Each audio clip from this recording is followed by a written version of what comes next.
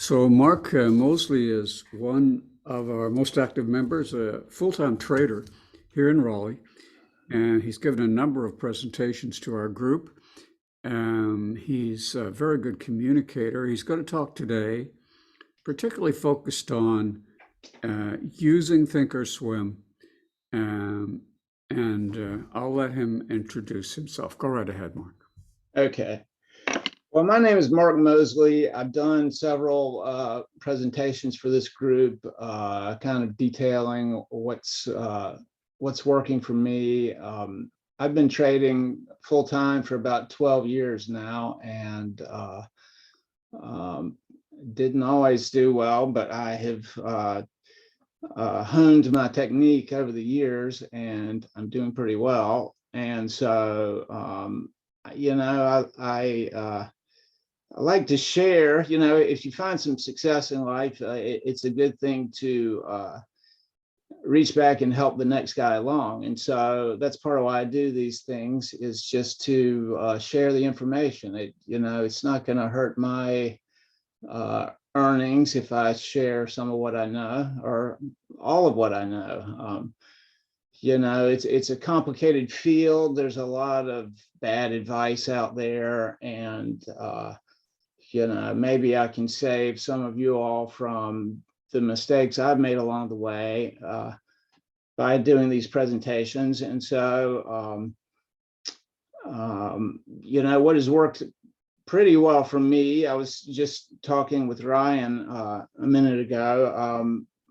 I did a presentation on a monthly calendar spread strategy that has worked very well for several years. But, we're all aware of the crazy things going on in the world right now. And my monthly calendar strategy kind of hit a wall last fall.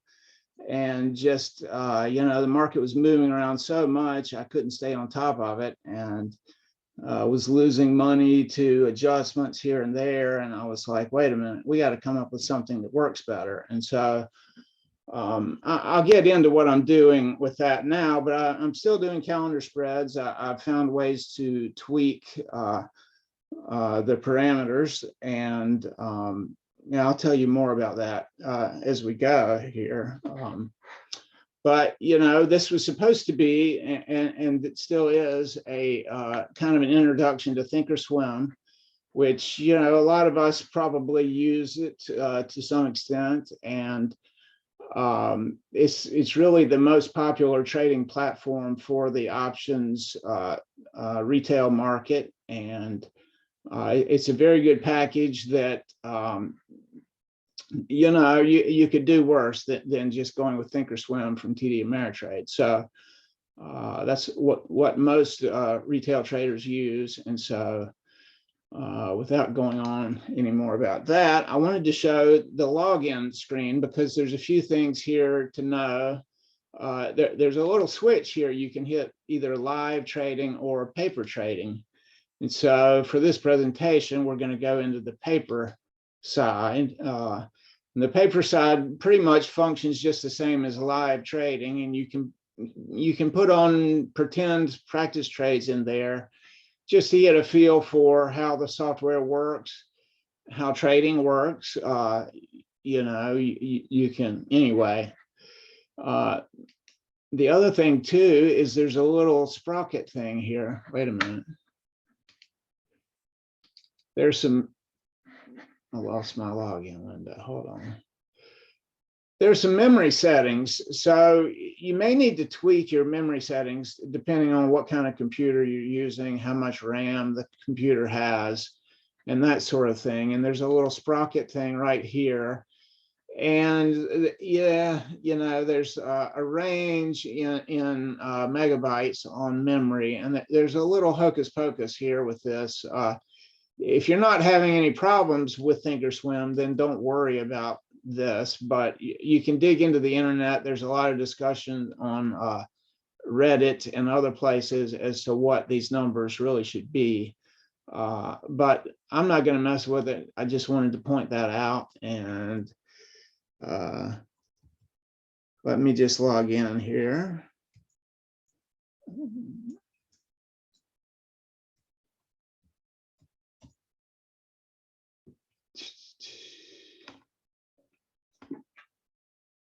So it's a good idea to reboot your computer every day and to reboot Thinkorswim every day. I have friends and relatives who keep the computer going all the time and never turn anything off and never reboot anything. And that's not such a great plan.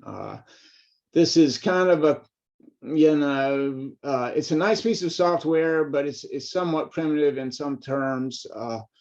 And so it uses, I couldn't explain it. Maybe some of the software people could explain it better, but there's some like garbage. So let me just give you a little rundown on the basic features here. Across the top, we have the major tabs that you'll be using: the monitor tab, the trade tab, analyze, scan, market watch, charts, tools, etc. And mainly what I'm using is the charts tab, analyze, and the monitor tab. And so let me just dig right into this. We're all used to watching price charts. We have time across the bottom and potential pricing of the security on the vertical axis here. And so this is the SPX, which is the S&P 500. It's 500 of some of the top stocks. And this is what I trade. This is what a lot of traders focus on. If you come from a stock picking background, you might go, well, why don't you trade options on Amazon or Google or whatever? And you can certainly do that. There are some drawbacks to that. One of them being earnings calls. All these stocks have earnings calls every quarter, which can play havoc with the option pricing. All these stocks also have potential analyst upgrades and downgrades. That's not a problem trading the SPX. We don't have analysts talking about it.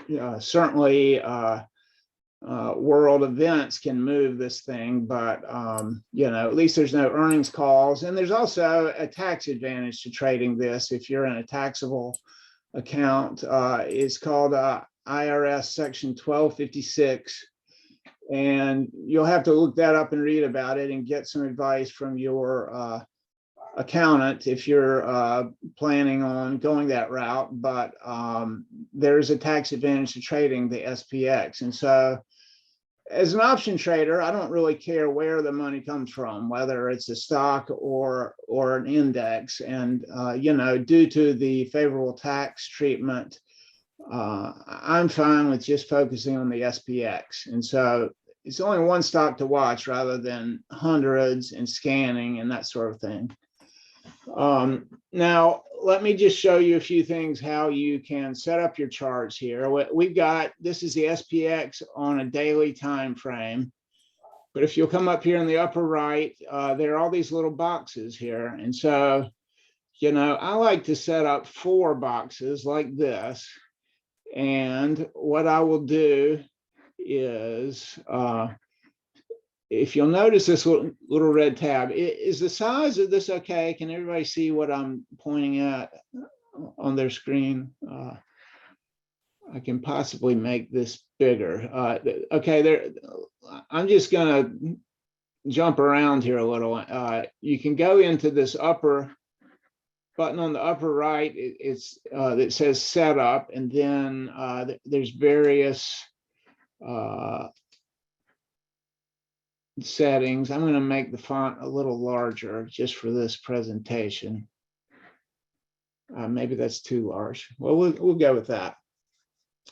Okay, back to setting up charts though. You can set up these little, see this little link icon? If you put it red, it will populate across the board, or whatever color. You can pick multiple colors, but see, that way when I change from one security to another, I can just put it in one and it populates it across all the different charts. Maybe this is too many charts, but I like to have a 30-minute chart and a daily chart on the top, with the 30-minute being on the right and the daily being on the left. And you're able to see, where you are in trends. Okay, there's another thing. Notice how these cross hatches appear on this chart, and they're not over here. Let me close this side panel. There's a little button here on the side you can open and close, and we'll get to some of the features over here in a minute too. And let me see, if you'll click on this little sprocket wheel, there's a lot of different settings under this little sprocket wheel.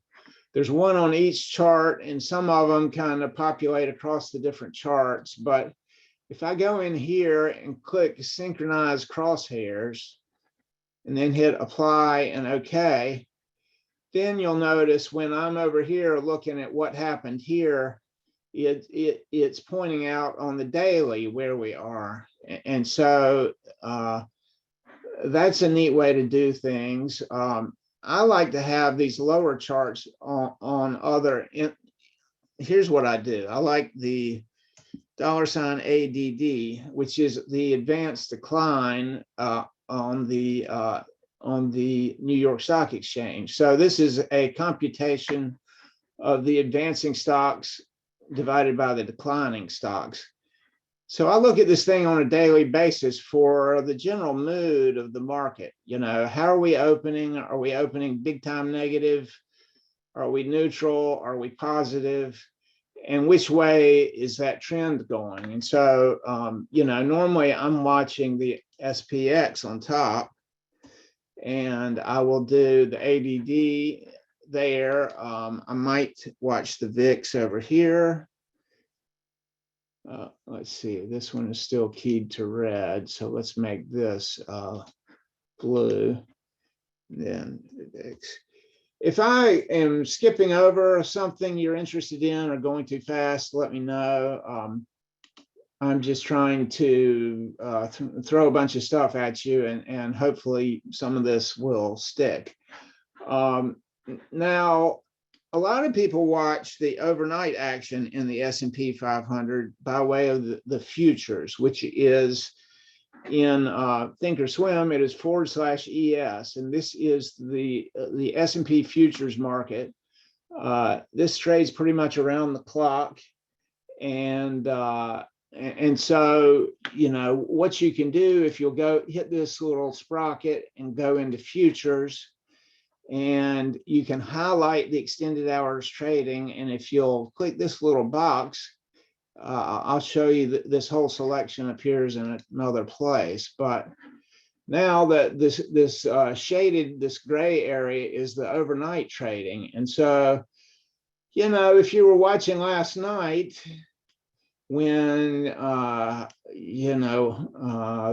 Ukraine business started happening, we had quite a drop here, and this is a bit compressed.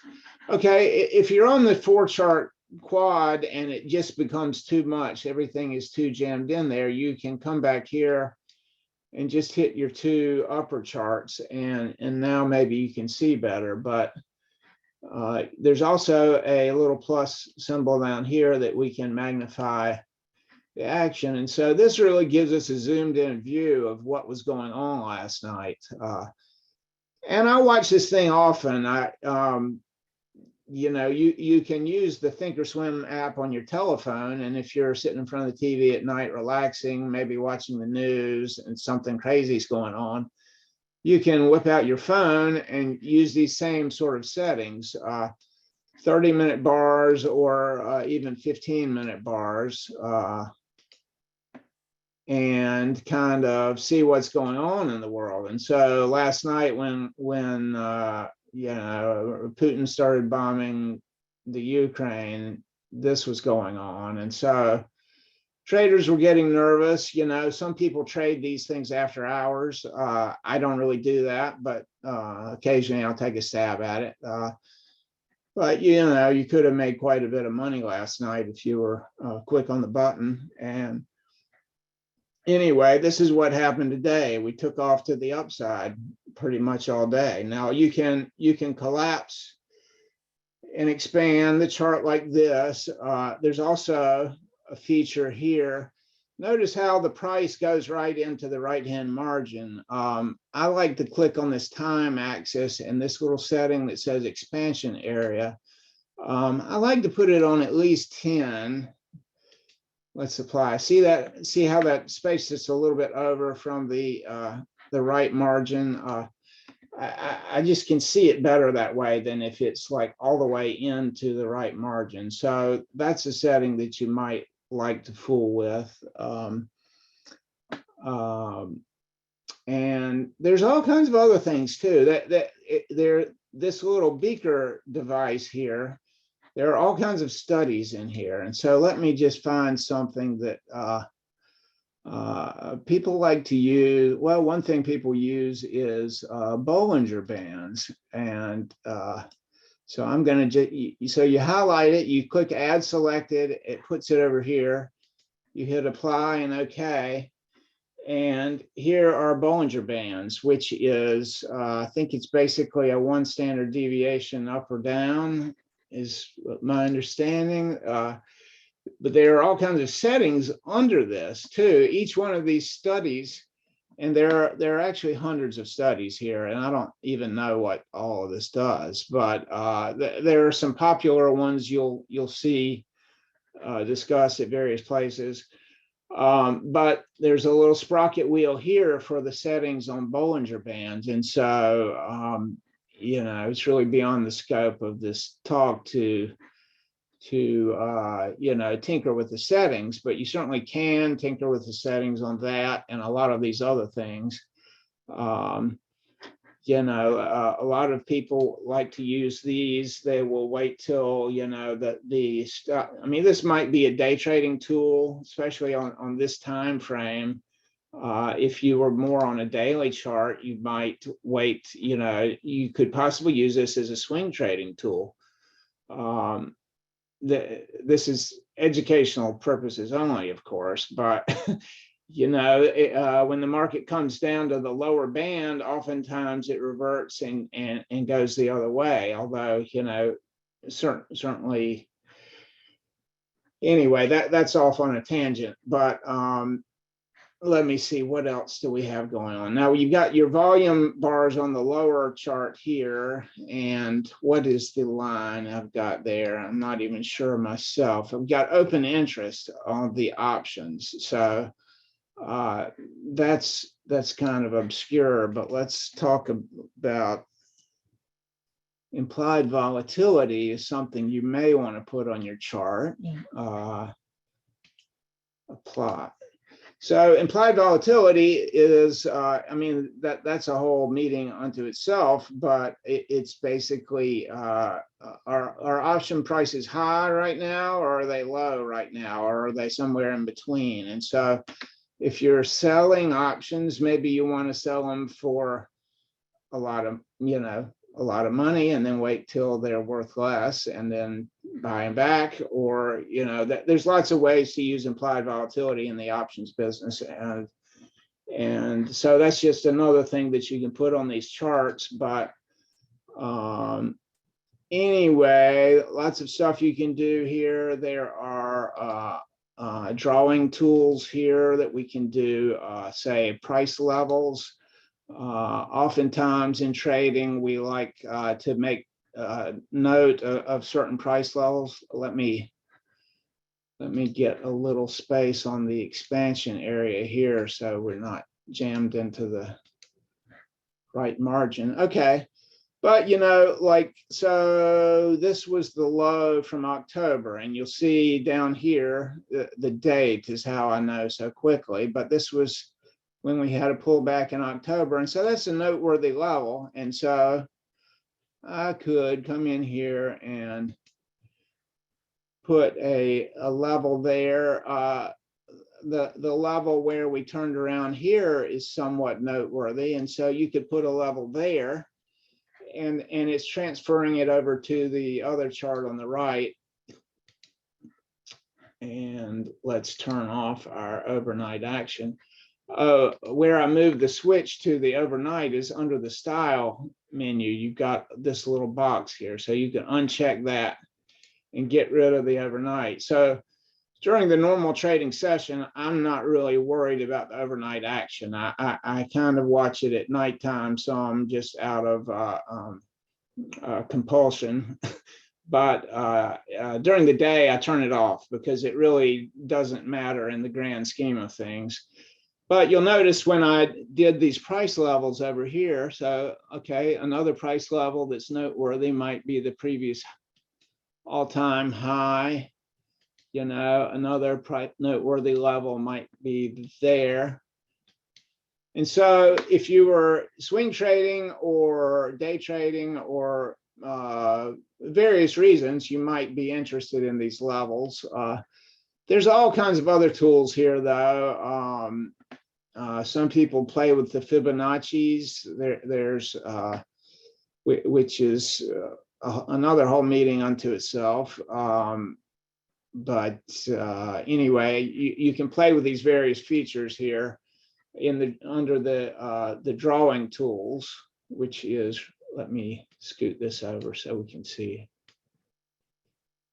And you can see how I'm manipulating things. You can drag over the line separating two charts and see move things around. And so right here we got the time different time frames, and you can customize that too under this tab. But that's all. The time frame is handled there. The settings for the chart would be under the sprocket wheel. The various studies are this little beaker device. And then we have drawing tools under this little $ device here. And it reverts to the last used feature. So it could be a pointer, it could be the little hand is for dragging things around. So there's a lot of features. You need to just get in here and play with some of this. But so this is how we watch the pricing on our securities, and then our trades would be, okay, let me see. Do we have nothing here?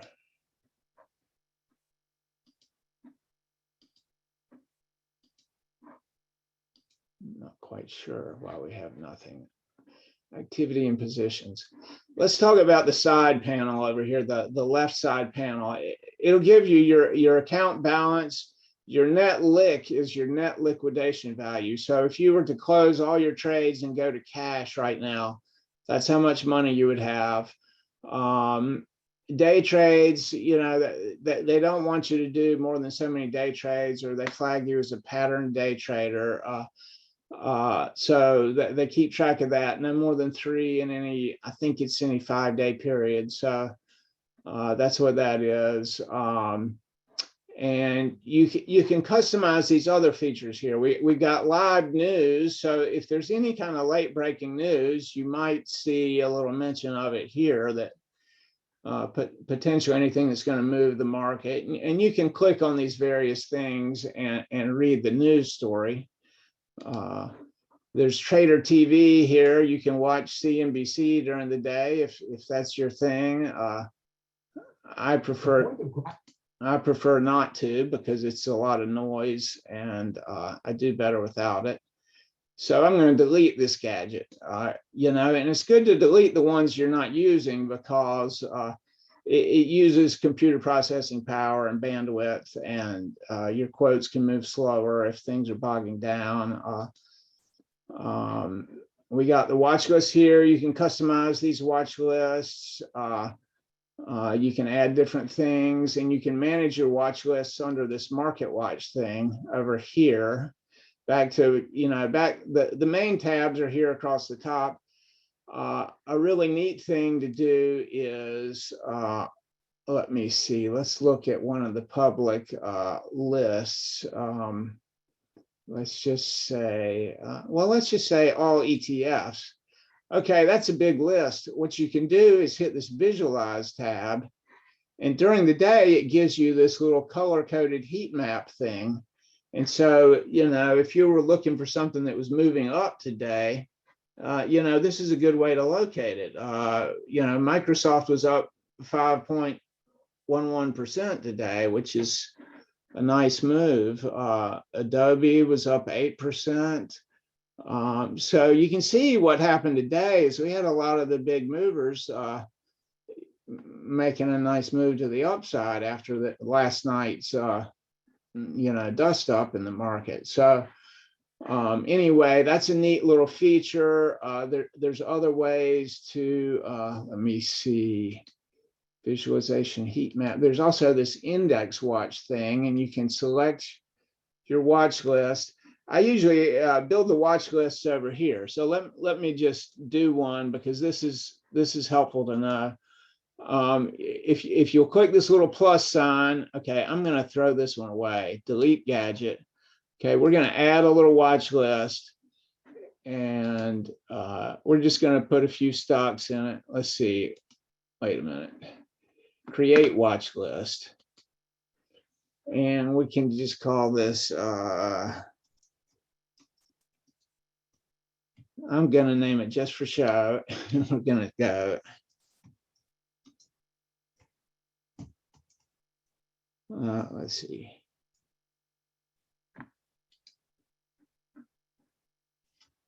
And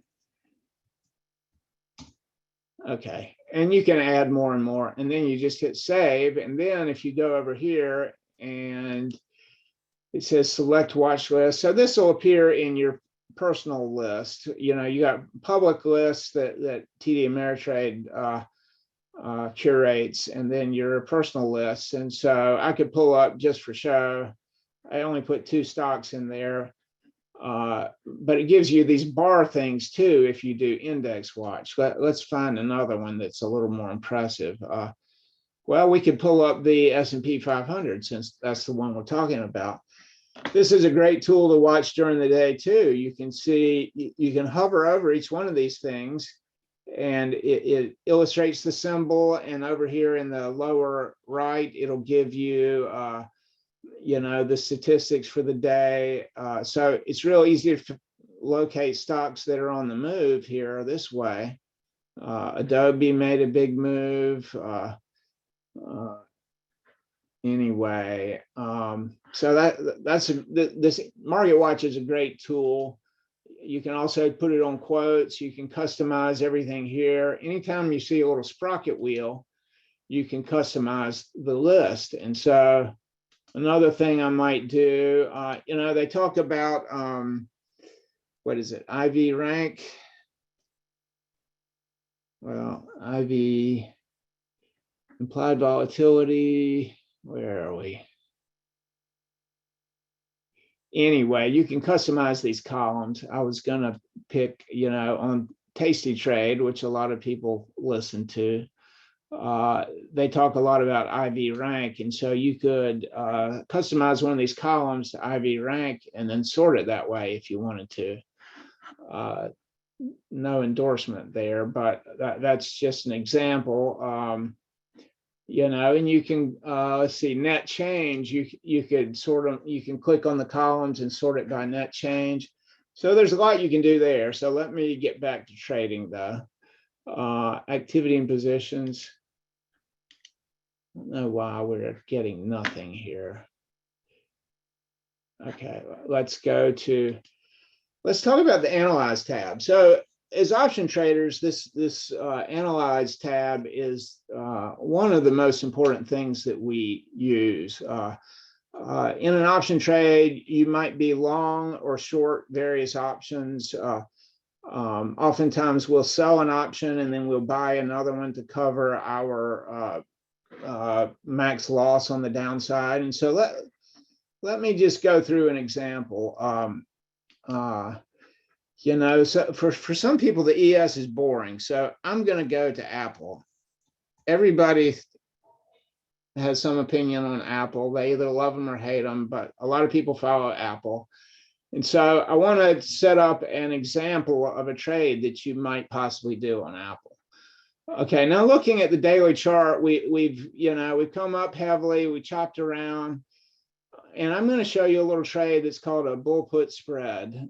And we're going to sell a put down here below the money, and we're going to buy another one to cover ourselves. And, you know, really this morning might have been a better time but to put this on, because the stock came way down and then it finished way high on the day. So let's just say we don't think that the market's going to break down here to 140.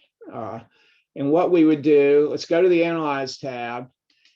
And this is just an example that there are lots of parameters, and you know, a lot can be said as to what expiration you might pick and that sort of thing. But let's just say we went out 43 days. I'm just picking something close to 45. And so this is our option chain. And you'll see we're only selecting 4 strikes here, which is not very many. And I'm going to just change that to all so we can see the different pricing. And if you haven't really traded options, this may be a little intimidating with all these numbers. So let's just take it one thing at a time, and I'm going to try to explain this. We have various expirations moving out into time. So I think most of us kind of get that. Okay, so the strike prices are all prices up and down the number line that correspond to potential pricing of the underlying security. And so on the right side, we have puts. A put is an option to sell at a certain price. On the left side, we have calls. A call is an option to buy at a certain price. And so, you know, don't get overwhelmed with all these numbers. We have the bid and the ask. You have bid and ask on stocks as well. So the after hours pricing may not be correct. I'm seeing a huge range between the bid and the ask here. So these examples I'm going through may not be exactly perfect, because you know, I think they widen out the spreads after hours. But let's just say we didn't think that the stock would fall below 140. So I'm going to sell a put at 140. So what I did is I clicked on the bid column, and if you look closely, you can see a little sell box that pops up. So you know that you're selling the 140. Okay, and then and where that popped up is down below. See this red bar? So that's our put option that we're selling, and I've got it set to default at 10 contracts, but we can tinker with that number too. And then the way a bull put spread works is we would buy an option back here to limit our risk. And so I click on the ask column, and what I'm doing is I'm holding the control button on my keyboard, which kind of pairs them together. And I'm going to click each one individually so we can kind of break this into its components. And I'm going to uncheck this at first. And so you see how this analyze graph works. I hope this is helpful to some people, because this is how option traders use this a lot. Okay, so we're trading right here. So on this graph, the number line is across the bottom, whereas on this graph, the number line is vertically. So you have to wrap your head around changing the angle of where you're looking. So the stock is trading right here. Now it can go down, it can go up, it can go up and then down, it can do whatever it wants to based on the market. And so let me just see if I can get all this on here. Okay, so this is what a bullish put spread does. So we're selling this put and we're buying another one to protect our downside. And so as long, okay, the maximum profit on this is a 10 lot trade. The maximum profit is $1,290 on April 9th. We would get $1,290, assuming that Apple did not drop below 140, we would get $1,290. And you may ask, well, what does that cost you? And so if you will right click on this trade down here and hit confirm and send, it will tell you how much. So you're getting a credit for $1,277, but you're risking $8,700. And you can see that on this vertical axis here. So on this analyze graph, again, we have profit and loss on the vertical axis and potential pricing of the security across the bottom. And so the zero line is where we break even. If we're on the upside of zero, we're making money. If we're on the downside of zero, we're losing money. And so with the security trading right here, this is our if we were to enter this trade today, we wouldn't be up any money until the passage of time. And with the passage of time, okay, they call this pink line the T plus zero line, or the time plus zero. Time plus one would be tomorrow, time plus two is the next day, and so on. And so this is a way to help visualize the passage of time. And you can come down here to the calendar in the lower right corner, and you can tab this forward a day at a time. So we can simulate, okay, so we're spending, what did we say, $8,700 to make $1,200. Or we're risking $8,700 to make $1,200.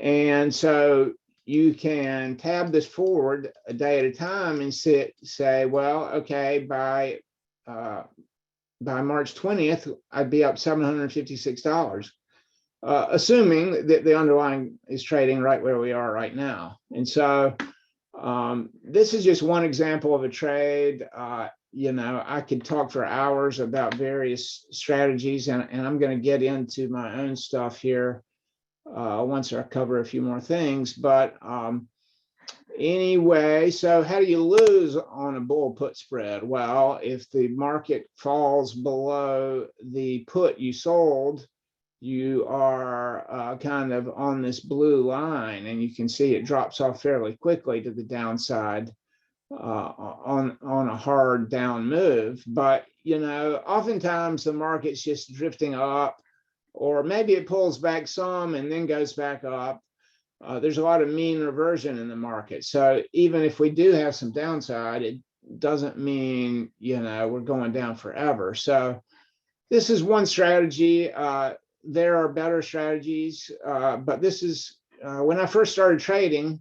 This was the first strategy that I learned. And at the time, Apple, this was before Apple split, they were like a $500 stock. And so I was making $1,000 a week trading this on Apple back in the day.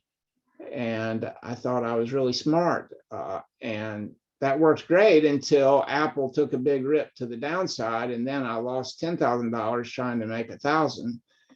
And then I decided I had further schooling to do. So anyway, that's just one example. We can do some other trades here just to talk about various approaches. And I think maybe that's a good thing to do.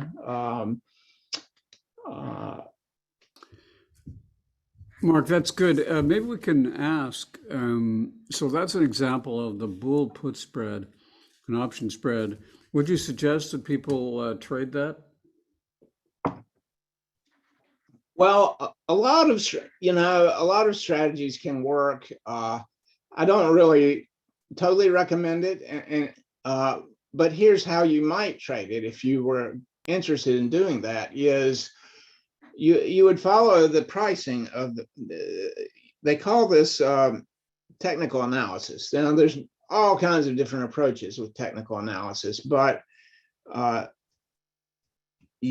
some attempt, let me get the stock back up.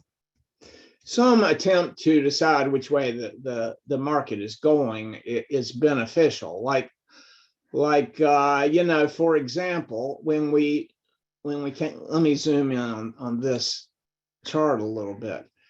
A good time to put one of these on might have been when, okay, the stock was falling, and then clearly we had an upward move that seemed like it might hold. And you know, technical analysis is a whole nother meeting as well. There's all kinds of different approaches, but you know, the timing of putting these on is critical. When I was trading bull put spreads, I was just kind of indiscriminately doing it every week, thinking, oh, well, we were just going to drift higher forever. And at the time we were. You know, it was one of those periods where the market was kind of quiet and everything was just kind of melting up. And so I was selling fairly close to at the money every week in the weeklies, trying to make $1,000 a week. I figured if I could make $1,000 a week, I was a real trader. And so, you know, to indiscriminately put these on every week would be foolish, because, you know, if you thought this was the bottom and you put it on here, you know, or you know, say you sold a put at 165, you know, when we came down like this, and then the market went up and you were up money, and then all of a sudden the market came roaring back and blew past your short strike, and then you were in trouble. So it's not a strategy I'm crazy about, and we can get into other things, you know, but let me see, where's my trade again? You know, you've got profitability way up here at 200, and even, you know, even beyond. Let's just exaggerate this chart a little bit. You got profitability up here at $280. Well, okay, it's not really likely that Apple's going to go to 280 between now and April. What if we could take some of this profitability that's kind of being wasted up here and kind of stack it up in this area? And then we've got a different kind of trade. And so let me give an example of that. And I'm just going to go, I've done a presentation on a broken wing butterfly called a 20-40-60. And let's just set one of those up and see what it looks like. Now, I don't want to blow everybody away with all this technical stuff, but you can change one of these columns to delta. And then you have these various different deltas. So right at the money is a 50 delta, and delta is one of the Greeks, and it's a measurement of the rate of change in the options price per $1 move in the underlying. And so I'm just going to get rid of these simulated trades down here, and we're going to see what one of these might look like on Apple. And I don't know if it's going to work very well on Apple, but what we would do, okay, we're looking for the 20 delta, and the closest thing we've got here is 21. So let's just see how this plays out. You know, we got pretty big jumps between our deltas, so I don't know, but what we would do is we would buy a put down here at the 20 delta strike. We would find the 40 delta strike, which there's not really one. So we're going to try the 37 and see how this works out. What we would do is sell to there at 635. We're getting a lot of income at that level. And then we're buying one up here at 60. So this is a simulated trade of a broken wing butterfly. It's not very broken wing, is it? Well, we could do this in the SPX and have a better view of things. But this is one strategy you might do. Now, notice how this again is called the T+0 line, and it is a bit skewed to the downside here. And so you might think, oh well, let's just go with the symmetrical butterfly, and let's move this up to 160. That's more of a broken wing shape. Now, you might do this if you thought it was going to go up, but it would stay in this range. And to give you an idea how this morphs over time, you know, as option traders, we have to triangulate the movement of the stock price with time in the future, and that is a bit hard to do. But what you can do is come over here and click, well, we're already at March 21st is why it's already up. Let's move this forward. Okay. There's so many parameters to manipulate here, but let's just say we were staying in this trade till March 31st.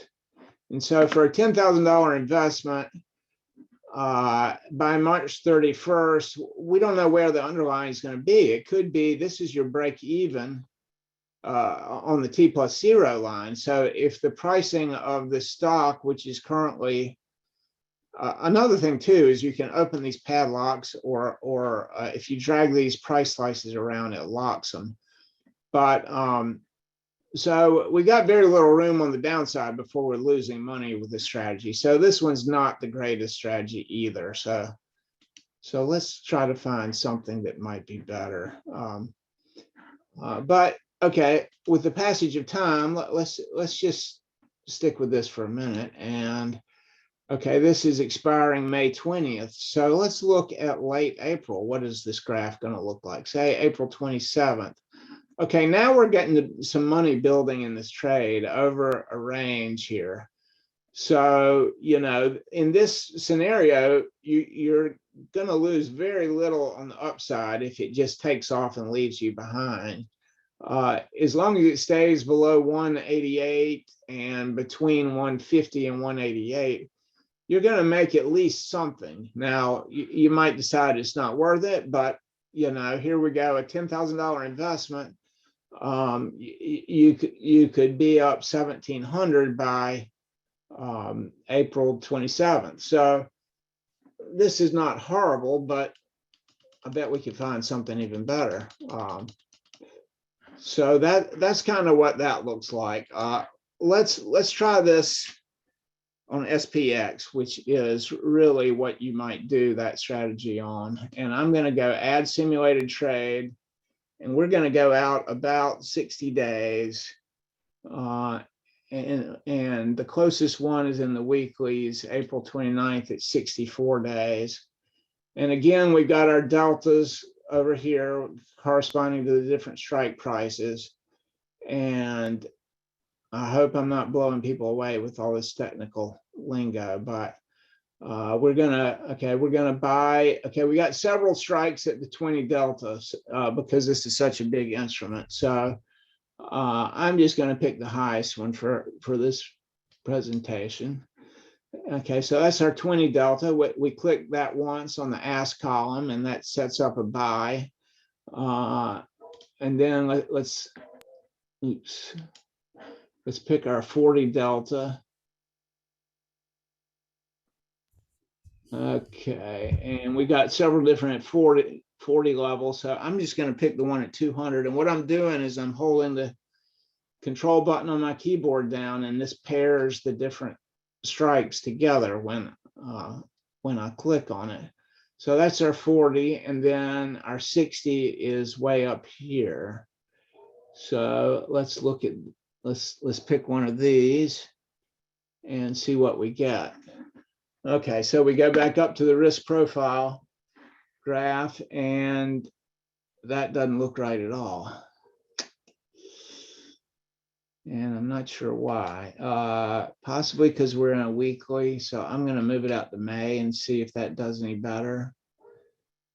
Not really. This is not looking right. So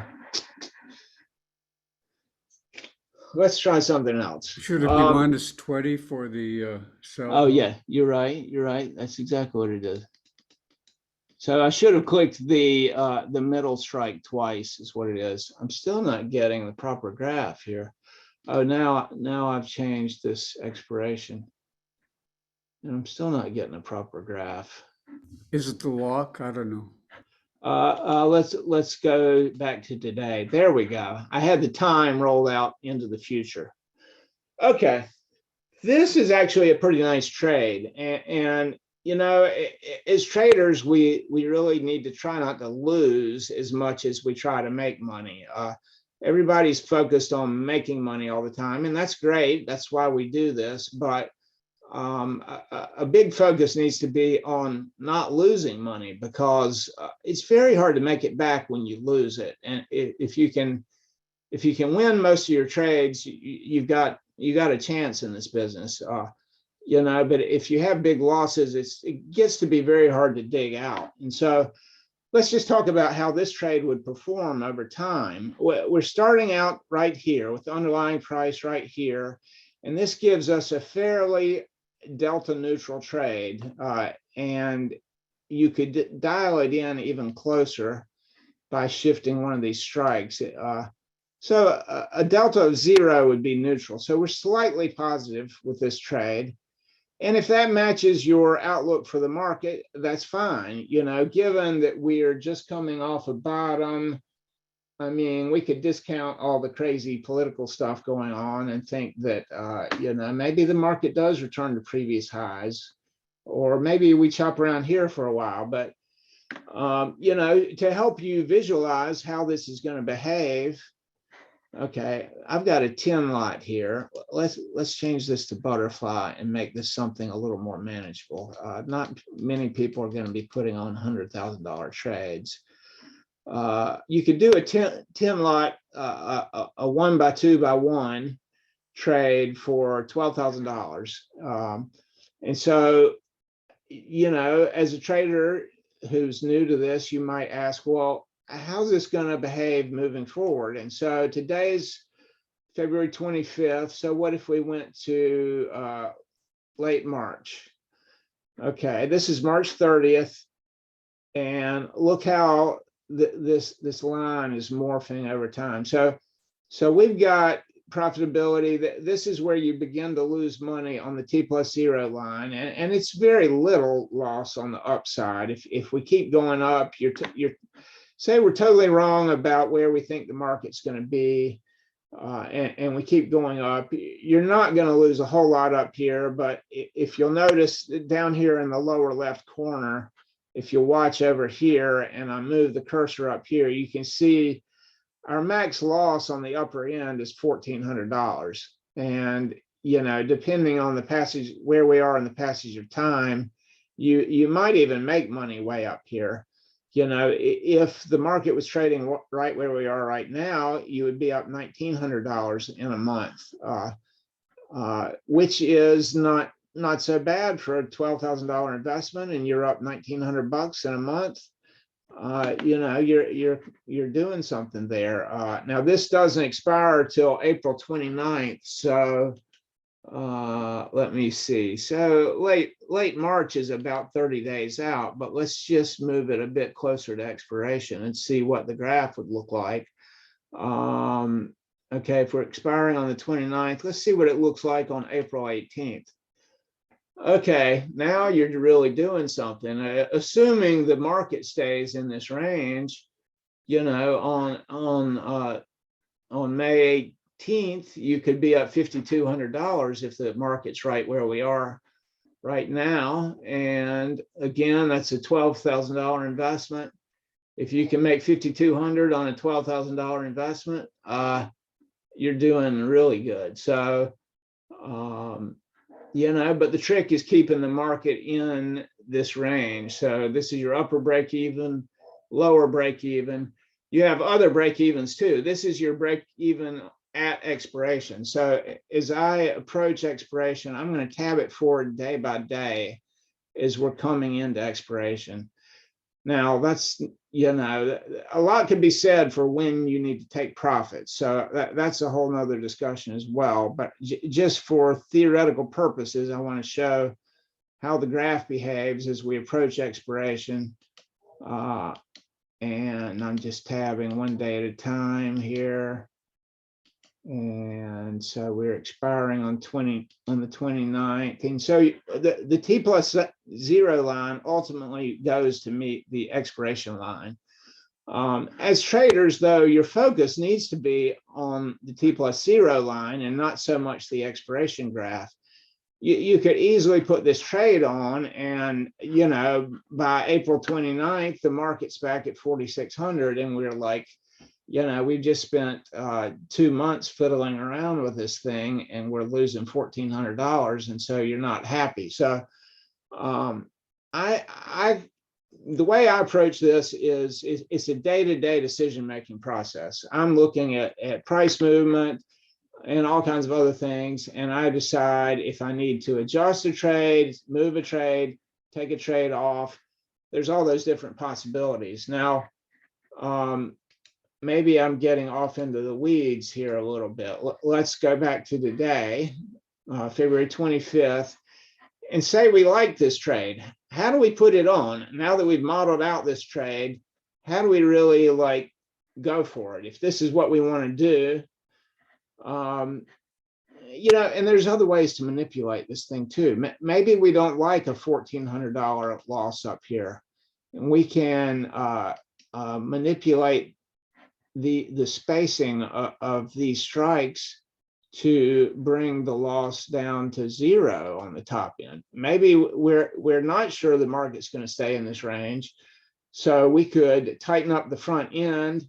We're making it a little delta positive, and we're having a max loss of 130 if it just takes off to never land. And so that's one way to manipulate these. And so how's that going to change things coming into expiration? Well, you can still make money up here if you invested. By doing that, I increased the price just a little, but 13,630 is our max loss down here. So that's what it costs you to do this trade.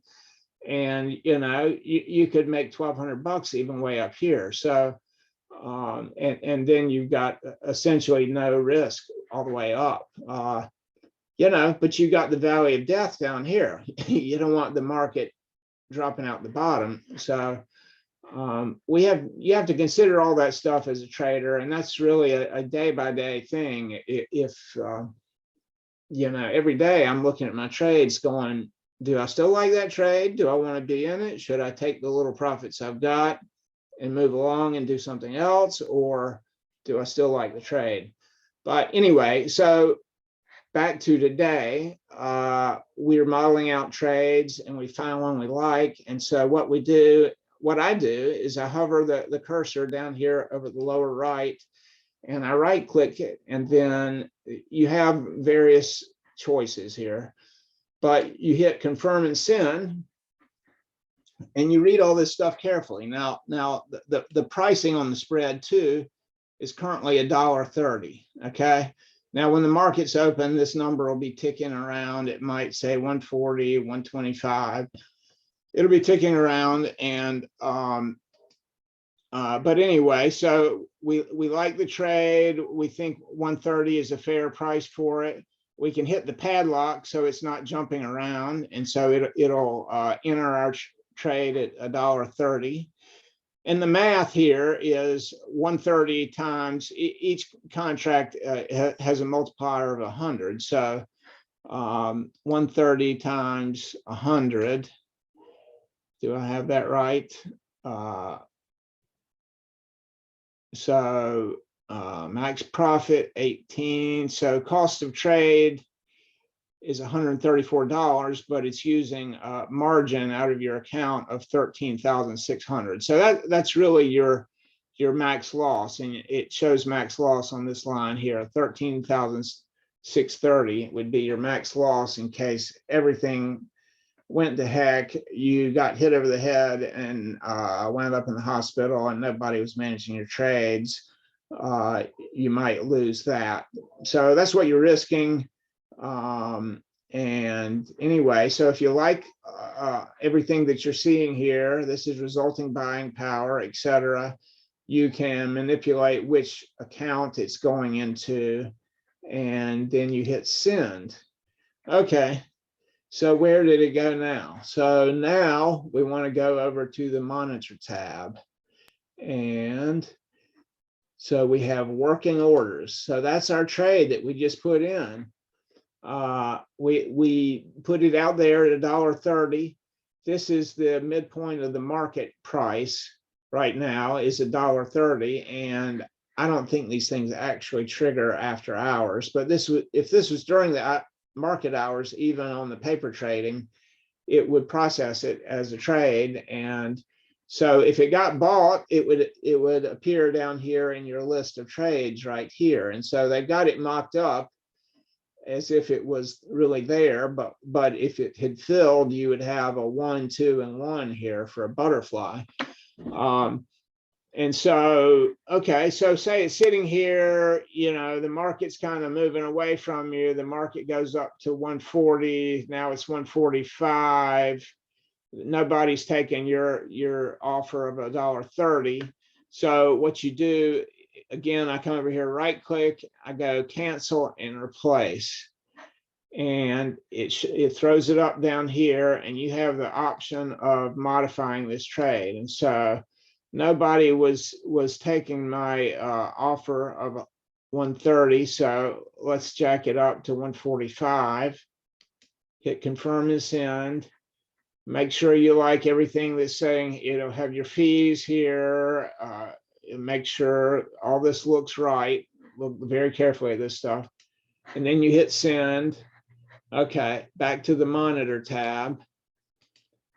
And here's our trade. We threw it out there at $1.45. And if the market was actually open, it would surely process it, and you would get a fill on this order. But you know, for every sale, there has to be a buyer and a seller. And so somebody's got to want your trade and like the price. Now, this is all done by computers, but you know, it's essentially what has always happened when somebody buys and sells something. And so here you go. So let's just say this is your trade. Say it just got filled. You can, if you'll hold your control button down, you can highlight them like I'm doing here, and click on each one, and it groups the three together. And then you right click again. And normally it's not really behaving right because this is not a filled order, but it would say send order to a group. And so you can set up each one in a group. So maybe you would be trading a butterfly and a counter spread, and you want them in separate groups, and maybe they're different expirations, maybe they're different underlyings, maybe they're different trades entirely.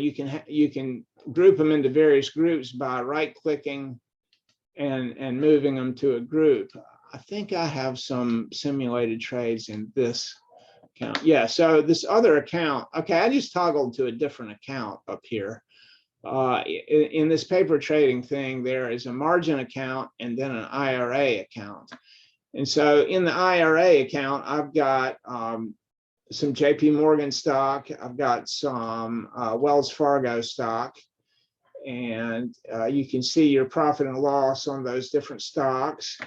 You know, this is a paper trade, so this is all hypothetical, but anyway, your numerical statistics are there. And again, you've got your working orders here. So a while ago, I decided I'd like to sell that Wells Fargo. I'm down money, I'm losing money. So I said, let's sell. So I threw an order out to sell, and it's just not getting filled after hours in paper trade. So that's fine. It's fake anyway. But so maybe I want to move this. Okay, so if I right click on this Wells Fargo, let's just say I wasn't selling it. I'm going to cancel the order. Okay, and I did that by right clicking. I get these little menus that pop up when you right click. So I could fully cancel this other order too. I put an order in for a calendar spread earlier here. And so, you know, I could decide it's not getting filled, or I changed my mind, whatever the story is. You can right click and look at all these different choices. But again, grouping trades, and I do this with option trades, I can right click, move to group, I can add group, and it'll say, what do you want to name it? And I can say JPM, JPM February trades or whatever. And so I hit there, and it moves it to here. And this is real handy because, okay, this is not an options trade, which is mainly what I do. But if you are over here on the Analyze tab and you had your JPM symbol in place, you can toggle from one account to another, and up here, those groups that we just set up, the JPM February, I can click there, and where's my trade? Let me see. It should graph the stock ownership too. Or did it just get sold? No, JPM.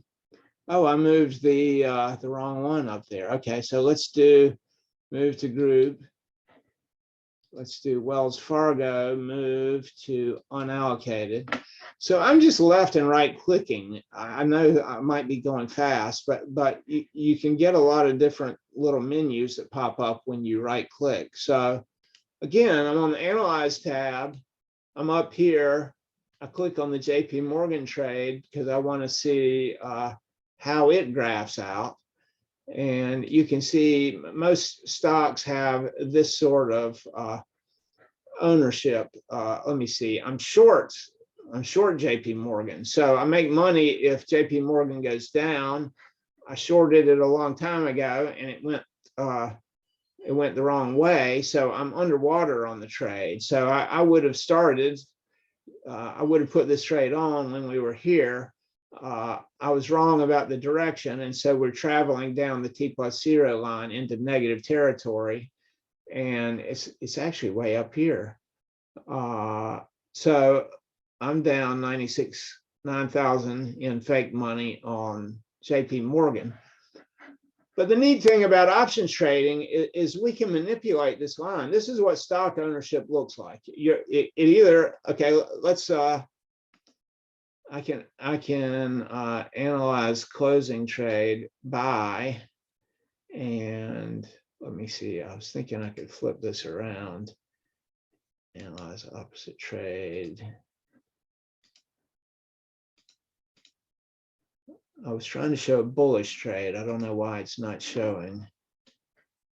But it would essentially be a 45-degree line moving to the upside. And that's what everybody is used to doing with your 401ks and everything. You probably bought a basket of stocks or mutual funds, but either you're making money on the upside or you're losing money on the downside. And the neat thing about stocks is, about options is you can do all kinds of different things. And let me get into my calendar spreads a little bit.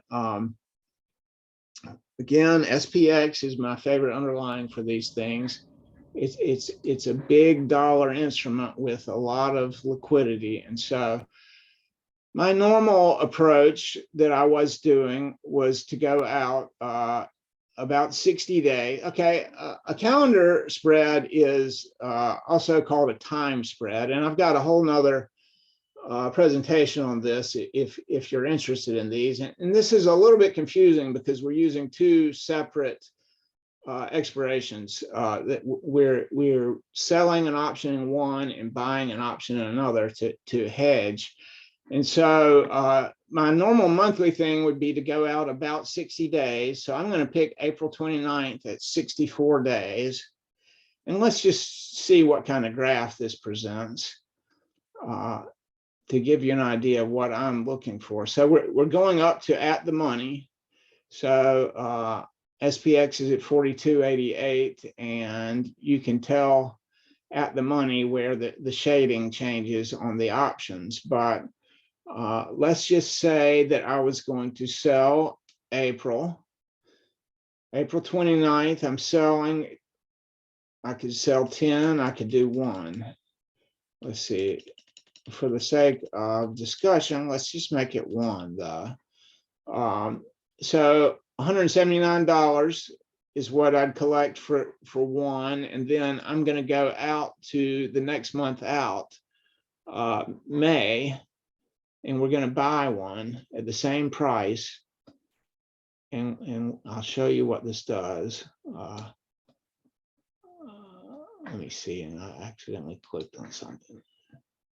Right, 42.85 is the number we're looking for. Okay, and we want to buy this one. And so I'm going to hold the control button down. I'm going to click there, and this needs to be 1 and not 10. Okay, so then we click our risk profile to see what the graph looks like. And so if it stays in this range, we make money, with the maximum money being at the very top, and that is April 30th. So one little thing that I like to do is, you know, there's some magnification here. There's an issue of scaling. We could have a graph that looks like that, and it looks like we have a very tiny range to be right in. Or we could stretch it out the other way. And so for granularity and decision making, what I like to do, and there's no magic to this. This is kind of a rule of thumb I've developed. And I do a price slice 3% up, 3% down. And you'll notice, what I do is I click on the black area and drag to the right until I can see every $10 strike differentiated a bit. And then I drag the chart back over this way so that 3% up and 3% down are roughly on the edge of the screen. And that's kind of an attractive trade when you magnify it like that. Now, I know that this is just an issue of magnification, and it's not really, I mean, there's the possibility this could blow out one side or the other for sure. And, but, you know, from this magnification, you know, it's kind of like looking through, if you take a telescope and reverse it and look, you know, it becomes like a microscope. So there's all kinds of magnifications possible here. This is just what I found that works best for me. 3% up, 3% down. I want to see every $10 here. And as long as the price stays under here, I make some nice money. Now, just for the sake of talking about it, how much can you make? So we're going to right click here, confirm and send, and see what it's costing us. So for an investment of $2,400 and change, we can get into this trade with a 1-lot trade. And so, you know, maybe you're thinking, hey, that sounds reasonable. Well, how much can you make? Okay, well, theoretically at expiration, you could, I mean, if we finish right here, which you never do, but just for sake of talking about it, you could make $7,600 if we finish right in the middle. Now we never do. So let's advance. Let's get in our time machine and move forward and see what this might look like down the road. You know, it's still February, and we're talking about something for April is when, you know, this really culminates. And you usually don't want to carry these all the way to expiration. This expires April 30th or April 29th, the last Friday of April. Let's see what it looks like on about April 5th, roughly 3 weeks before. So you're profitable over this huge range. If the market was right where we are today, you'd be up $1,200 on a $2,500 investment. That sounds pretty good to me.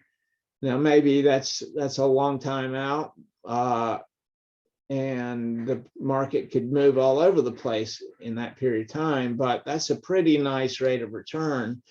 You could do even better if you are a little gutsy. You could push this closer to expiration. Let's see what it would look like on the 25th of April. There's a whole lot of money there. So if on your $2,500 investment, I mean, you could be up 4,000. You know, that the potential to make more than 100% is here with these things. But they have to be managed because clearly the market can blow out one side or the other. But these have worked very well for me. And, you know, just imagine, okay, change this to a calendar and say you were doing a 10-lot. I mean, it's scalable. I don't have to go through the math here, but rather than 4,000, you're making 40 on an investment of 25,000. So that's a lot of fun.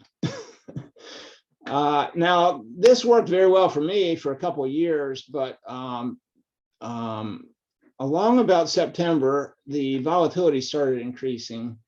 And then we have just had one crazy news story after another that has driven volatility even farther and made these, and that equates to huge moves in the market. So, you're fine in the middle of this, but let's just say the market moves up here and you're like, oh my gosh, are we going to blow out the top? Another little move up and we're out the top, and then our trade is we're running into negative numbers, and the same thing can happen on the bottom. The news story, potential news stories are just getting crazier by the day. So as traders, we have to protect our money. I don't care what the news is. I just want to try to make my money if I can. That's why I do this stuff. So even though this makes a really nice graph, I've found it a little hard to manage lately because we've made huge moves. Last night we moved over 100 points to the downside after hours trading. So 4,300's in the middle, 4,200. I mean, it's not much more, another 50 points below that. And then you're starting to worry about sliding down the slope, blowing out the bottom. You got problems. So the little wings on these are kind of a cautionary area. I like to be in the center 2/3, and I get worried out on the wings. And so I've done a whole presentation on this. If you're interested, we could post the link, but let me show you what I've kind of been doing lately to deal with these huge moves in the market. Well, the problem became that it was a bit slow to build profits. So you can see, okay, in this example, I've got a 10 lot, which is $25,000. Now, the theta number is our theoretical money per day that's being deposited into our trade that we're making money. Now, that doesn't always hold true. It's a theoretical number, but theoretically, I should be making about $195 a day on this trade, on this investment of 25,000. Well, sometimes it accumulates, sometimes it doesn't. There's a lot of forces at play that aren't always clear. I suspect sometimes the market makers hold the theta back till late in the cycle when volatility is kicking up.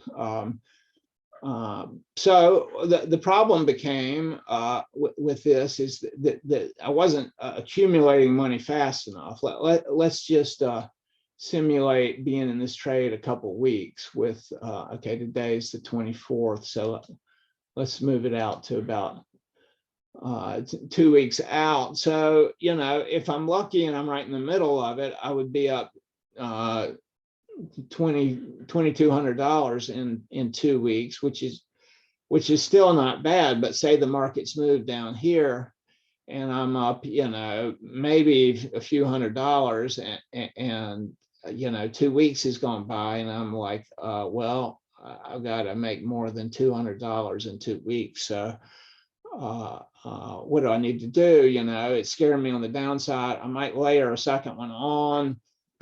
There's other things you can do to get defensive with these, but the problem with the monthly approach is it just wasn't building profits quick enough. So what I've gone to, and I will show you this, I am doing a weekly approach, and I am going to set up an example. So let's just go out 8 days as a starting place, and I'll show you how I kind of weigh what trade I'd like to be in. So I would sell an option about at the money 8 days out. And so I'm going to click here. Then I'm going to go to the very next expiration. So this is 3 days apart. So in the monthly, I'm a month apart, front to back. In the weekly, I am as close as possible, 3 days.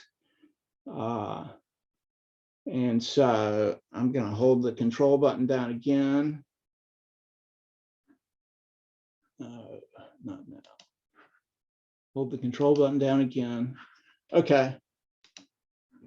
And let's move the clock back to today. Okay. So this is an example of one of my weeklies, and I'm going to get the chart set up like I want it again. I want to see every $10 strike. So I move it to the right on the black, and then I drag it back this way on the graph itself. And you can see it gives a similar graph to my monthly approach, a much cheaper debit. And I essentially manage it the same way. If it's scaring me to the downside, I'll layer additional spreads on. If it's scaring me to the upside, I do the same thing. The benefit here, though, and I try to manage it to be delta neutral. So you'll notice my delta number, that's a measure of our directional risk. If we can keep it close to zero, we have, we're covering either up or down the best we can. So anyway, but look at our theta number here. We're 11. It's a theoretical $1,100 a day versus our monthly strategy of much less per day. So the neat thing about this is it's making money fast enough that, see, that's 2 days out for an investment of $5,900. Let's right click, confirm and send. $5,800 investment in 2 days. I could be up $2,300. That sounds like a winner to me. So I manage these the same way as the monthly. I just am doing it much closer together. Now, you might say, well, Mark, don't calendars make money based on the differential in time decay between the front and back leg? And you've only got 3 days there. So how could there be much differential in time decay? All I can say is it kind of works. I cultivate these things to have a very flat T+0 line. When I start this thing, we could have, Russia's bombing somebody else in the morning, or China's invaded Taiwan, or, pick your crazy news story. The market could just go ripping one way or the other, but we're ripping down a very flat arc here. There's a very subtle arc to that T+0 line. And yes, you can lose money, but it's somewhat risk managed, because in a hard plunge to the downside, okay, maybe we lose something, but we're not getting wiped out because we're going back and forth on this very flat line. Back to our graph of the stock ownership, it was nearly a 45-degree line. So, even a 1% move down, you're just getting eaten up with stock ownership. This can handle a fair amount of movement. And so back to this differential in time decay, I was playing with different scenarios, and I was like, okay, you'll hear all the rules of thumb, and maybe you want to sell and then buy something 2 weeks beyond. So let's just say March 16th. That's not horrible, but look at the curvature of this line too. And it gets worse if you go farther out. Say maybe you were going to sell something later. I found to flatten this T+0 line, moving the strikes close together seems to work fairly well. So I'm just doing them 3 days apart. I've got a very flat T+0 line in a pretty quick acting trade. And, so that's what I'm doing. You just got to stay on top of the market movement. Mark, Yes. Tim had a question on this. He says, Mark, when did you put the SPX calendar on? I don't know. That was a minute or two ago. The SPX calendar, the one I'm talking about, or? Yeah, I think so, Mark. I mean, this is kind of hypothetical moving forward, as if I was putting it on today. Okay. But you were trading, have you been trading them in this general period? Oh, yes. All the time, every week. So, it's a relatively small amount at risk. We've got, I mean, a 10 lot is in this example, 5,900, but you could do, I mean, let's just make this small for new investors. Maybe you would just want to do a 1 lot and see what happens. So for $590, you could throw this on. And if the market hung out in this area, you'd have a very good chance of making 100% return on your money. Now, if we get a hard move down, all bets are off the table. I mean, you could lose if we go below this level here. But if if you're familiar with my presentation on the monthlies, what I would do is, if the market's coming down, I try to stick with one of these. But if the market's coming down, let's just say the market has dropped to, we're about to blow below 4,200 here. I put this on at 4,285. We're about to blow below 4,200. What do? Okay, so what I do is I look at different scenarios. Okay, I'm going to drag the main price slice to here so we can see the Greeks and everything. Okay, on a 1 lot, the Greeks are not really modified much, but we're off 0 with our delta. We're way down at the bottom of our profit tent. We're getting a little worried about this trade. We're still concerned about news issues that might move the market.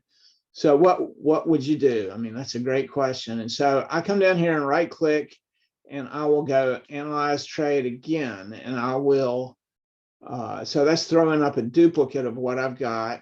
But I'm going to move the strikes down to, let's just say 4150. Okay. I've just extended my range by a good bit. Now I'm doubling down. I'm doubling the size of my trade. Rather than $590, I've got twice that invested. But I've extended my range. I've got nice coverage of the profit tent. With this addition, my delta is getting close to neutral again. I could probably move this down a bit farther and get it. That's a 0.49 delta. There, 4125 gives me a 0.38 delta.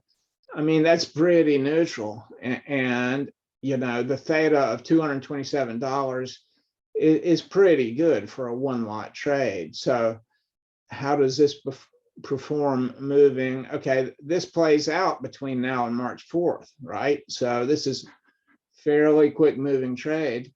So let's just tab it forward a few days at a time. Okay, by February 28th, look at the arc of this T+0 line. So you don't begin to lose money in 3 days. And you could even enter these as doubles. I'm in my example, I'm just doing singles, but doubles are a nice way to play too. I mean, this is a really huge range. We're not losing money till we go above 4,400 or below 4,000. And we've got, what do we have at risk? We've got less than, we've got less than $1,200 at risk. And in 3 days, we could be up $700. I mean, that just sounds like gravy. So anyway, this is kind of what I'm doing, and it gives a really nice looking graph and a quick moving trade that keeps you engaged and makes enough to make it worthwhile. And anyway, what Here's else? another question, Mark. Sure. Daryl says, what effect will a drop in IV, implied volatility, have on these short dated calendars? Well, that's a good question. And let me, hopefully I'm not blowing anybody away with this term structure stuff, but as option traders, we're concerned with where implied volatility is. And so this curve is from way out, but let me just show you. Let's see, show previous trading day and then previous. And I'm going to get rid of this October 18th.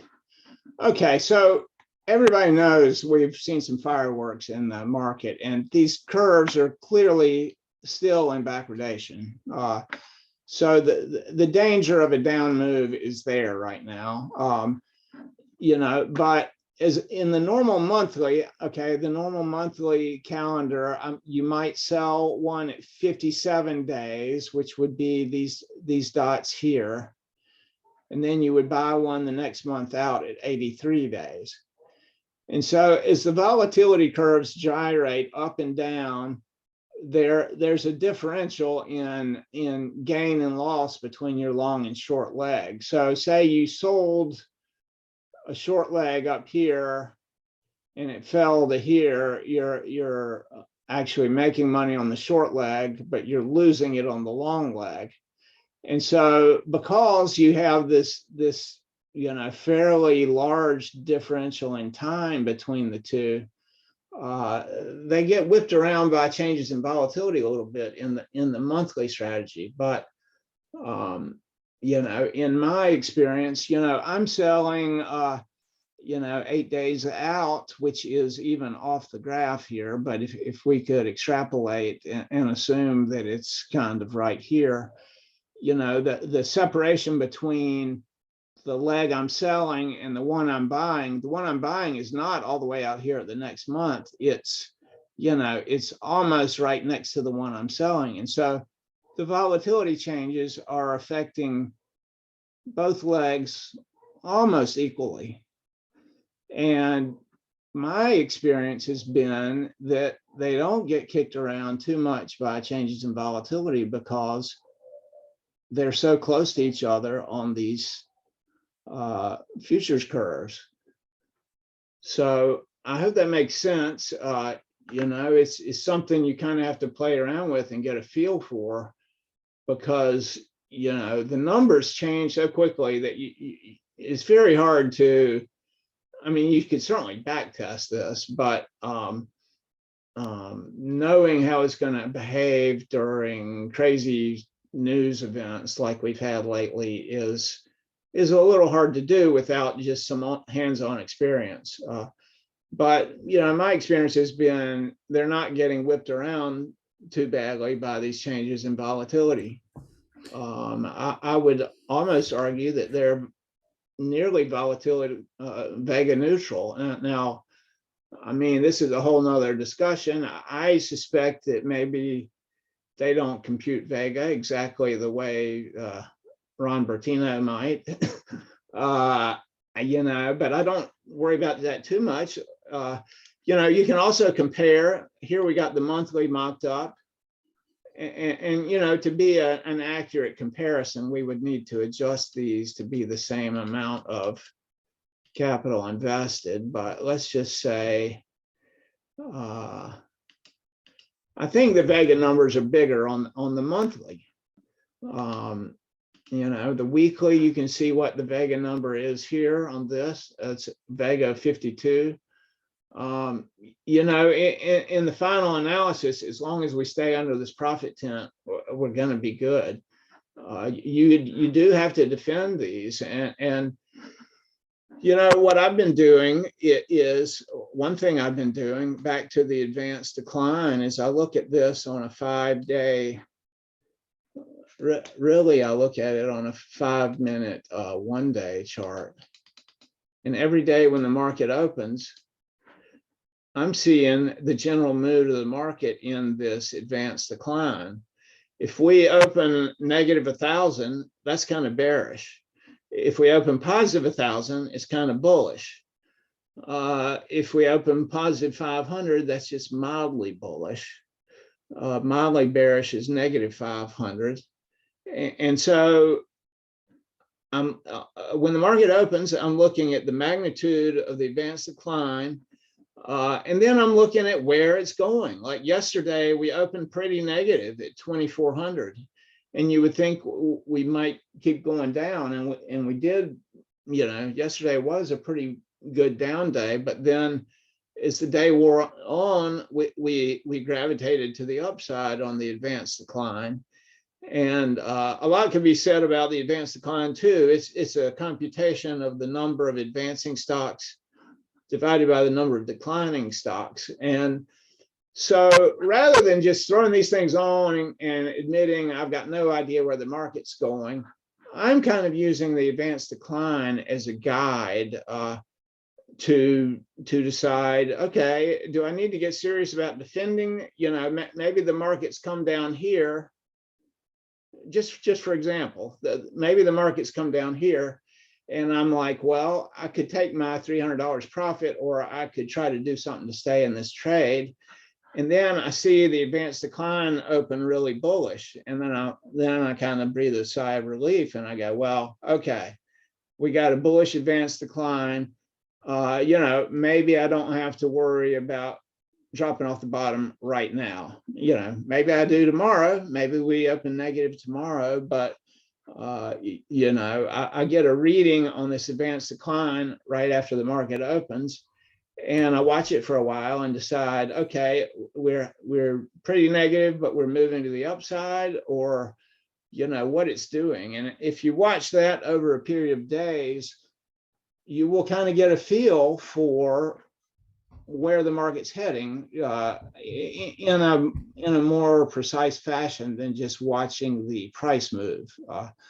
Watching the price tick around, it can be very hard to see the forest for the trees. Sometimes it can be hard to know which way we're going, and this gives me kind of some direction. There's another neat tool that we could have a whole meeting about this, but I wanted to mention it. And I've started using this thing. There's an outfit called Shadow Trader that they have a show. Let me just show you where this is too, because some people, maybe you trade by yourself and you don't have really anybody to talk to that has any more experience than you do. This is a pretty cool thing here. They have an all-day trading show on here, and they're under Shadow Trader up here in the chat thingamajigger, and you can click on watch. And during the trading hours, they have an all-day screen show here. And anyway, I watch them some. I think it's an interesting thing, but they have this tool. And I'm trying to close this down. Yes. They have this tool that I've gotten a lot out of, and it's called weighted advanced decline. And it's similar to this advanced decline over here that I've been talking about. But what they do, and you can, let me see here. There's a whole discussion and a video here on the Shadow Trader website about the weighted advanced decline. And what it is a cross, there are weighted, okay, the total S&P are, this is really the New York Stock Exchange, but you have two different weightings of stocks, like the different sectors. Is a little hard for me to explain, but for like the technology sector, it's like 30% of the S&P, whereas some of the other sectors are much less. And so there's two different weightings of the advanced decline, and one is the weighted stocks, and then one is all the stocks equally weighted. And so I've been using this. I don't have it on this chart, but I've gotten a lot out of this. It's $95. I've made my money back 100 times on this or more, and I really like it. And if we've got time, I could load it up and show it to you in detail. But Okay, we do have a couple of questions. okay. Rick says, is the analysis tab good for modeling changing IV across expiries of your calendar spread? Yeah, let me show you how to do that. Let me go, okay, back to my my weekly. There's a little sprocket thing down here where you've got your trades modeled out, and you can open up more parameters and you can change volatility. So let's just say we've got, okay, on our front leg of March 4th, we have rising volatility. Okay, and that's up 0.7%. And then on our back leg of March 7th, maybe we have rising volatility there because they kind of whip around together in unison. And so you notice increased volatility equally. Now they don't always change equally, you know, but again, the differential is magnified when you have farther between the front and back leg. So this is how you would model that out. Now we don't know. I mean, the problem here is we don't know how volatility is changing from 1 minute to the next. I mean, we can't even project price 3 days ahead from now. So how are we going to project volatility or predict volatility 3 days ahead? But you can see, you can play with this on your own screen, and you know, say the front leg goes up 1.4% and the back leg goes up only 1.1%. Well, it's kind of a wash there, pretty close. So that's how you would do that. You can certainly model that out and play with that and see how the volatility changes. But again, you know, what's volatility going to be next Monday? I got no clue. So, you know, it's kind of like surfing. You have to jump in there, ride the board, and if you fall off, you got to get back on. Right. Okay. Here's another question from another poster. Would you always do ATM at the money, even if there's a bullish hammer candle? Well, you know, there's all kinds of different ways to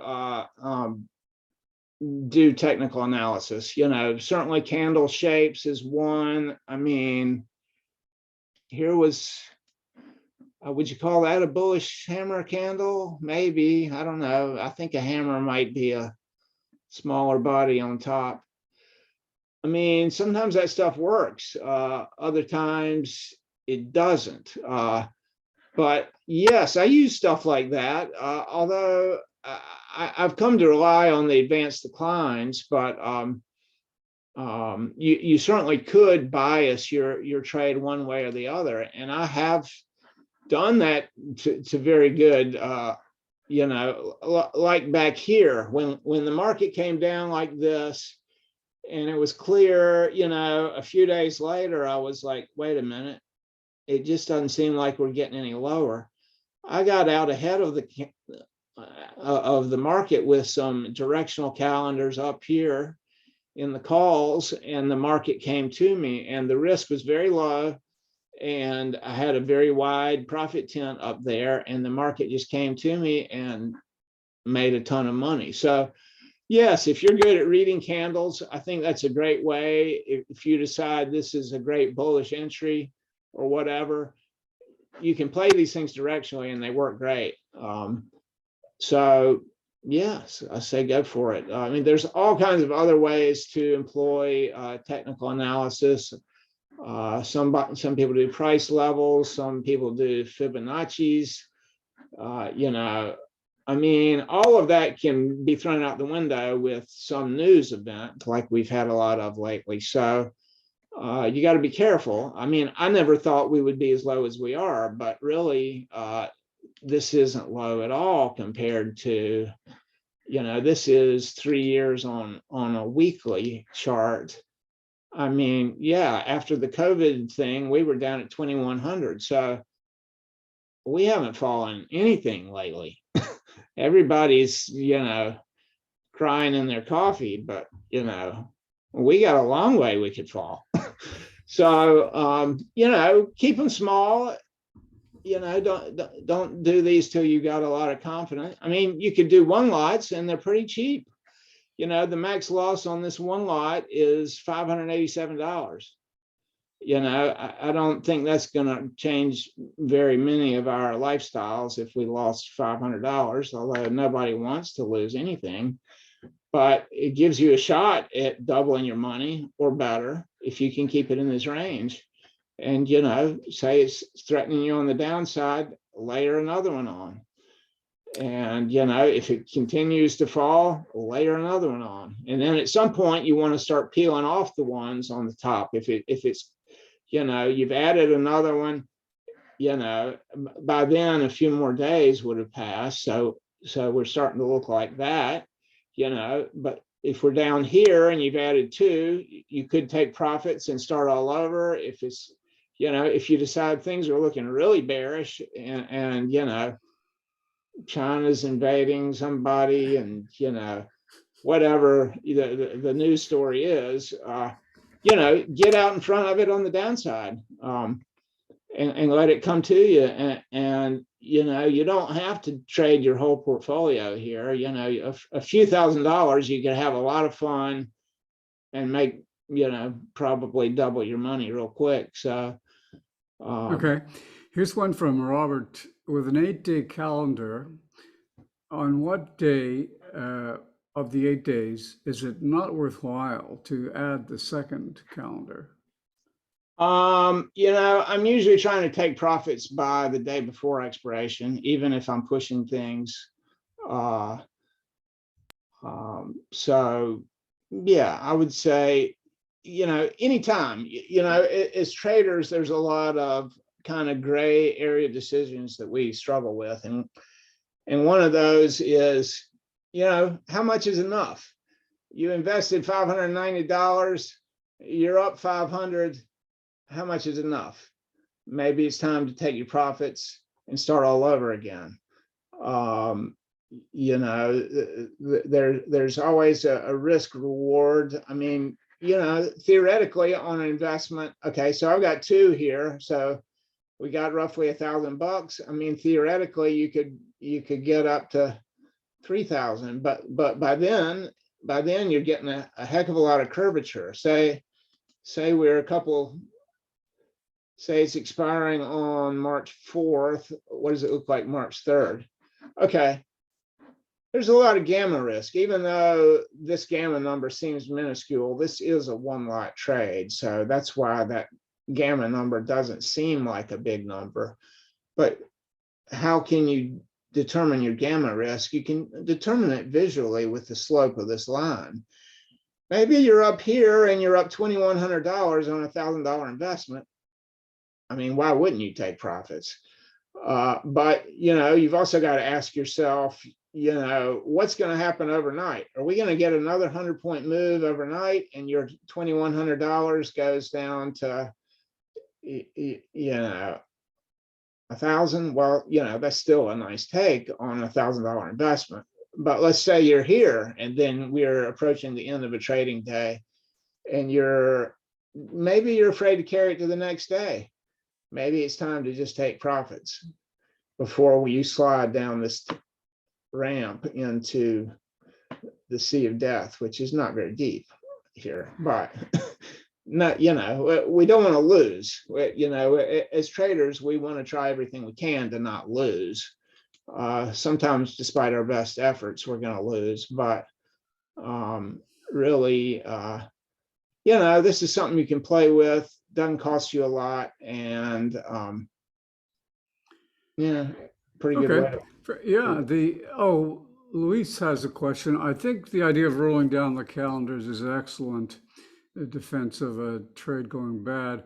Do you, Mark, keep these calendars to expiration or do you close them after a couple of days? A lot of times I'm pushing them till the day before, but you don't have to. In my small accounts, I trade this in multiple accounts. In the small accounts where I don't have a whole lot of money, I'm maybe pushing the things a little bit because, you can really grow your money if you can make 100% in a week. Now, I know that sounds crazy, but play with them. This is not something you jump your whole portfolio in. You don't want to put one of these things on with $100,000 or more. That would be foolish and very poor money management. But as a way to stay engaged, make a few bucks, and not risk a whole lot, the risk reward here is very attractive. Back to the bull put spread I had on, we were risking 10 or 12,000 to maybe make 1,200. So, maybe a 10% return was the best we were going to do on a bull put spread, with a really wicked sea of death on the downside if things didn't go right. So the risk reward ratio here is pretty attractive. So anyway. Okay, so Mark has shown the bull put spread, which is a trade. Some people say that everybody should trade vertical spreads, which is what that is. And to begin with, some people say that. And then you have a 60-40-20, which is a programming butterfly. And then you have calendar spreads for a fancier trade, more volatility-based trade. So those are some trades that would be, you could look at it. They're better. They're oriented toward being income trades rather than speculative trades, which is a different type of trading. Now you do some mentoring, is that right, Mark?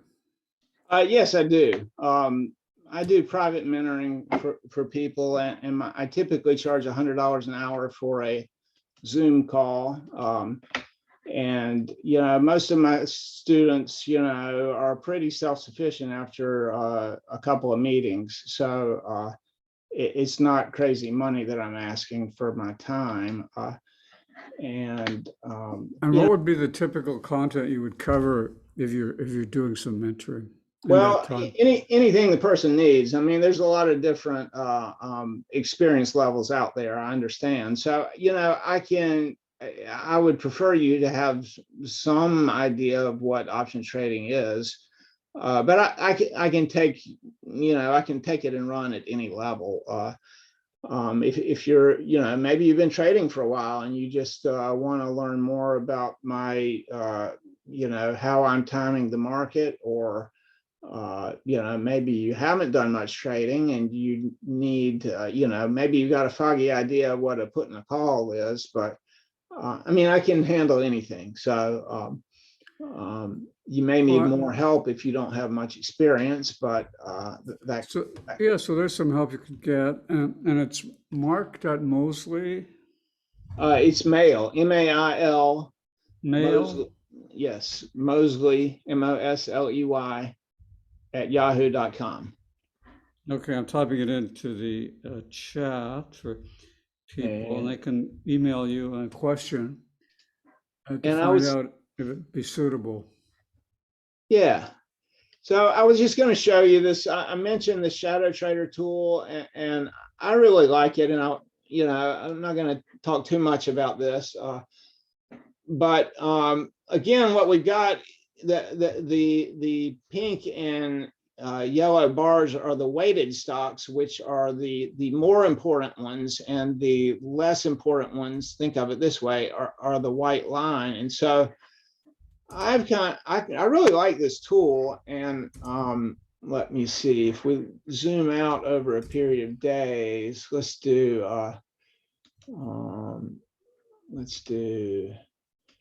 5 minutes for 30 days. Okay, that may be too zoomed out.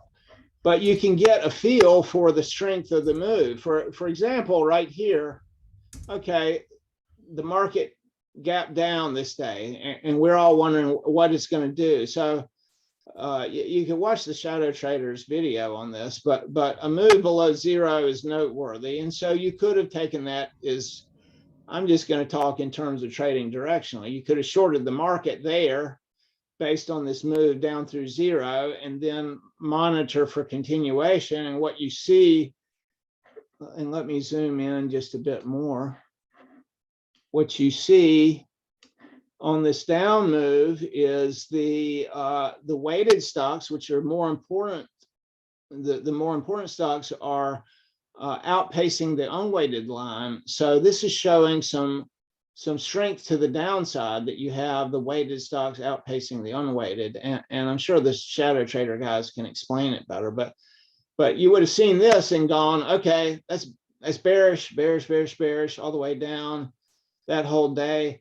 The thing resets itself each day. So we had a little bullish rise that morning, but if you'll notice, the more important weighted stocks did not lift to the extent of the unweighted. That's a sign of weakness. And what happened very shortly after, we dropped below zero. The weighted stocks picked up steam to the downside. So we're saying bearish all the way down. And you know, and the same thing in reverse on the top side. This was a moment of strength that ultimately failed. And when we came down like this, you would have been on guard. Anyway, I've been applying this to my decision making on the calendar spreads with pretty good results. I feel like it gives me some visibility into the next day or day and a half. And if you have that much visibility into the future, it gives you time to make the right decisions on your trades. And so, you know, what we had today, it was bullish all day. We had the more important weighted stocks outpacing the unweighted all the way up. And, you know, my prediction for tomorrow is a little more upside.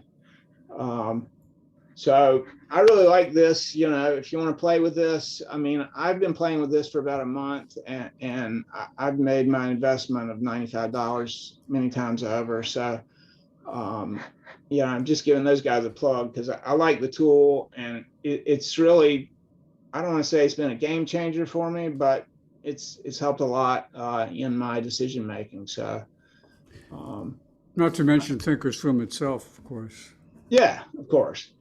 which as it was the theme of today's talk and how Mark uses it.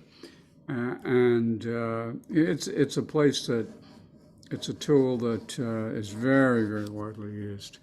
And you shouldn't really be trading options, at least systematically, without at least using it on the side. I guess there's one more. We have to stop, I think. But Dave is saying, where did you get most of your options education from? But I assume I don't know whether he's talking to you or whether he's talking to everybody. Let's see, Robert, I'm sorry, there's another one. When you roll down calendar spreads, do you close the original calendar? Yes. Rolling is closing one trade and opening another one. So yes. Okay. And are there any other, let's see, answers to Dave's question, where did you get most of your options education from? You know, Mark, do you want to comment on that? Yeah, I mean, like I said earlier, I've been trading for 12 years. And so I've done a ton of independent research and practice. I did take a butterfly course from Dan Sheridan. I've taken a few of John Locke's courses. But really, what I do, it's been a heck of a lot of self-study. I've read books, multiple books. I've watched a million videos on YouTube. You know, even Tasty Trade. Although I want to say, you know, take everything with a grain of salt. You know, that not everybody that is presenting themselves as an expert is really a good source of info. There's a lot of bad info out there. There are people that focus on selling courses because they don't really make money trading.